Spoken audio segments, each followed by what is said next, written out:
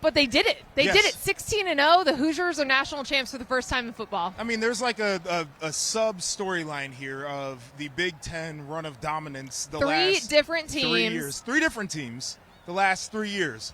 But that is like, I don't even know if secondary is strong enough. Indiana won a national championship. Like, I'm not exactly sure anybody would have said that they could do that. And here we are watching them victorious. The confetti fell. It was amazing. It's pretty funny because I did feel like it took some time to sink in for some of these players. Yeah. I was watching Roman Hemby, and he was having staffers being like, you just won a national championship. You are a national champion. It's like, I can't believe it. I can't believe it. I saw Bryant Haynes after the game, of course, dapped him up. I was with him at Ohio State. The defensive coordinator, Yes, yep. he's the defensive coordinator for Indiana now. It was shock, Yeah. right? Like, I mean, it was just part of it is processing the emotion of being a champ, but like for these guys in the history of that program, I think it's even more that has to set in. Afterwards on the field, Fernando Mendoza referred to them as Cinderella, and I feel like that is such an important piece of this context when we talk about Indiana, even though this team was a bully against a lot of Number one team in the country. And they were the number one team in the country, and they didn't lose a game. Right. But they started this year with more losses in the history of college football than anyone else. Yes. And they just became national champions.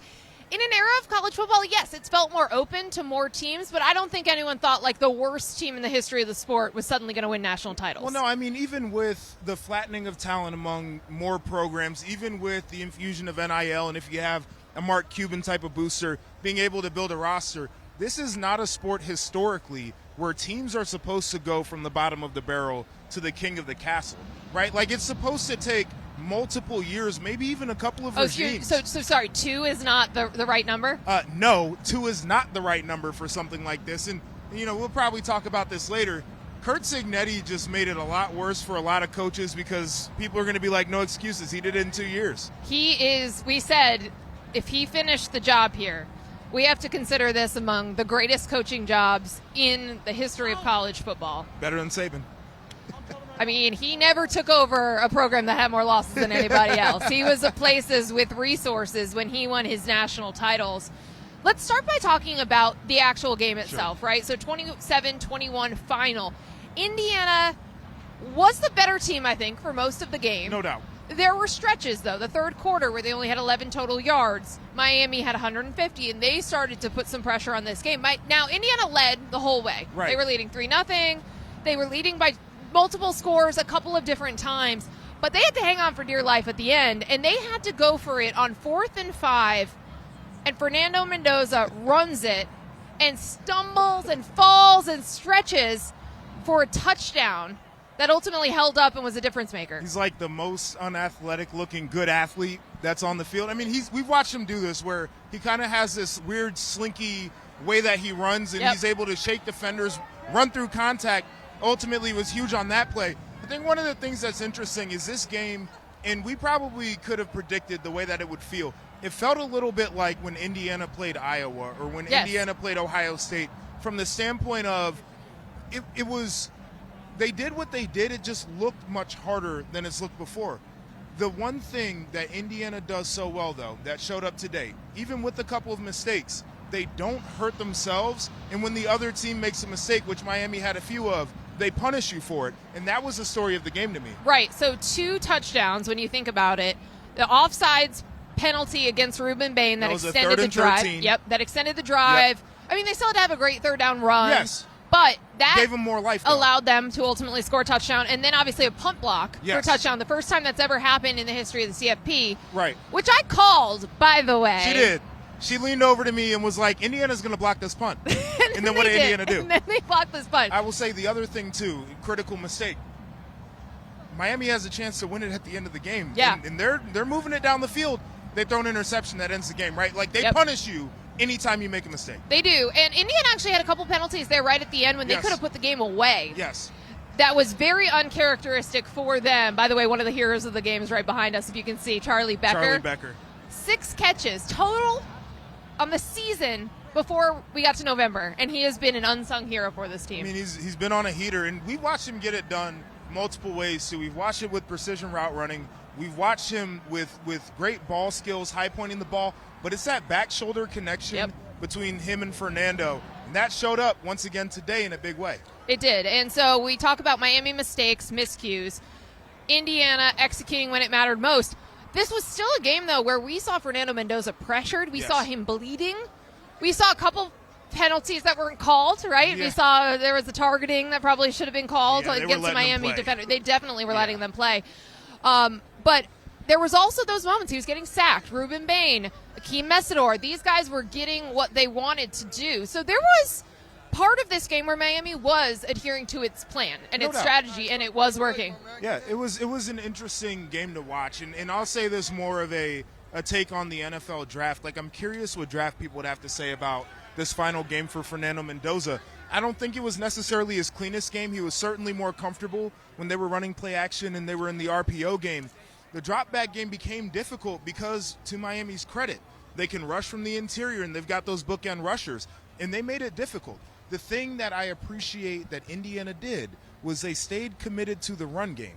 Yes. Even when they started getting those runs up the middle that were going for 1, maybe 2 yards, not a lot in there, they had to continue to find ways to run the football to be successful in a game and like this. And Kaylon Black was really good. Physical, he got aggressive. Like 4 extra yards when it would look like he wasn't getting anything. I mean, he was really impressive as well. And they needed those runs because they needed to have the play action game, and they needed to have their RPOs because Miami adjusted. They did. They right, did. because for the first half, basically, Indiana was like, it was like a model RPO offense. Just super efficient. Yep. Just anything they wanted. Free entry, too. I mean, Miami, they were giving a lot of cushion to those wide receivers. Yeah. And Fernando was just taking what was there. And it was interesting, too. You kept pointing out through the first half, he was really struggling just with the drop-back pass game and with pressure. And you really would have thought that would have been an advantage with the injuries that Miami's secondary. Yeah, so it took a little while. It took specific moments, really, for those big passing plays. We talked about Becker and some of those moments.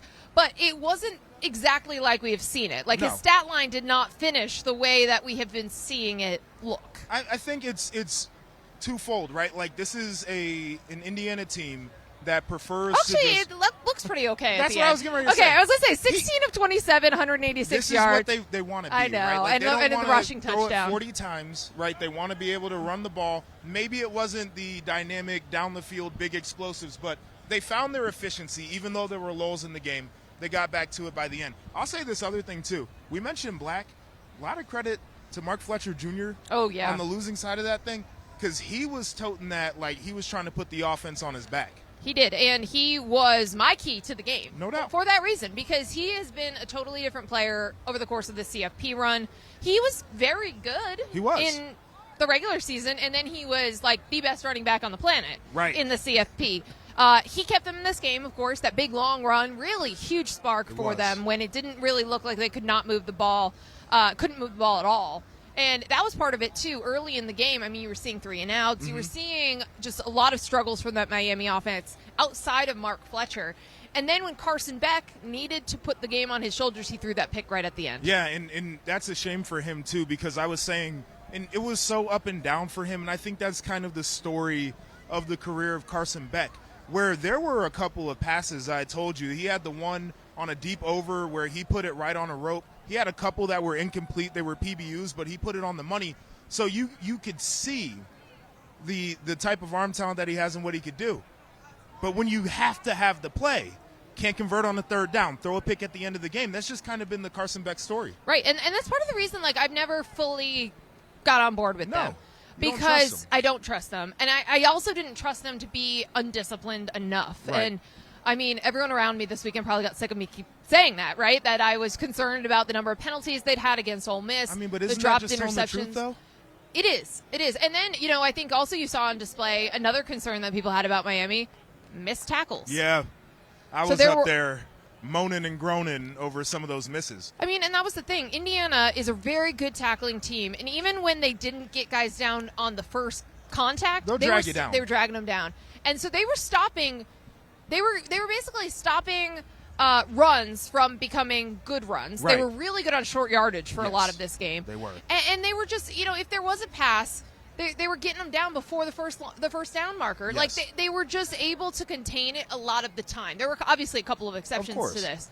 But they do all of the little things right. They do. And so that just helped minimize the impact. It did. And it's, again, one of the things that I think is so difficult in this game, especially in both of these teams were very veteran, right? So Indiana maybe not as susceptible, but consistency and just doing the right thing, play in and play out, it's how people lose games, right? Just not being able to do it. And they found ways time and time again to make sure that they were consistent. I'll say one of the more interesting chess matches in this game was the Indiana D-line and the Miami offensive line, because for the first half of that game, all D-line, it was insane. And it was the movement from that defensive line that was giving Miami fits. Second half of the game, Miami kind of figured out how they wanted to handle that line. They figured out some of the pass pro up until the end. They were getting some pressure there. That was one of the battles that we all predicted would be a key in the game. In the first half, it went one way. The second half, it went a different way. And you could see it show up on the stats and on the scoreboard. It felt like at the end, Cignetti was relieved because Yes. I think he knew how good Miami was. Yeah. Like, this is a team that was more talented. Oh, for sure. But than Indiana. He's had that before. Yes. And the tightest games they have played have been against those teams No that doubt. have more guys that are going to be playing on Sundays than them.